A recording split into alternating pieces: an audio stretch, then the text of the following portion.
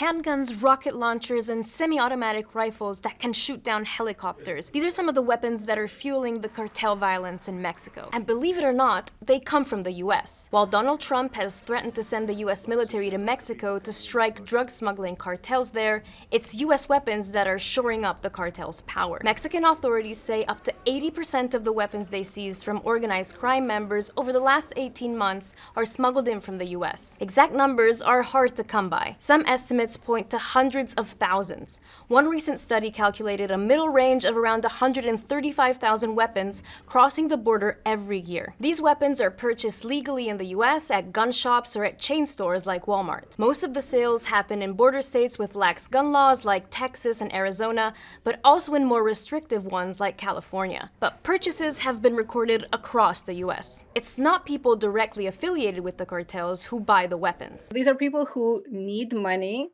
and somebody in their network, maybe a friend or a cousin or a boyfriend, tells them, go to the store, buy this gun, you are allowed to buy it, and I'll give you, depending on the gun, it can be $100, it can be $1,000, and they get involved that way. These guns are then handed over to cartel affiliates who smuggle them into Mexico through regular border crossings. Often they are hidden in vehicles. So, for example, you can create secret compartments in vehicle doors. You can have an auxiliary tank for gas, and in that tank you can have like 20 or 30 or 40 AK-47s. Once in Mexico, these weapons are used by organized crime to fight for and maintain power. They can be used to carry out extortions and shootouts with other groups or against security forces, whose equipment is often dwarfed by that of the cartels. The Mexican government has repeatedly called on the US to put a stop to the smuggling. So far, experts say the US government isn't doing enough. The focus is on border inspections, which is like looking for a needle in a haystack. To end the vicious cycle of violence,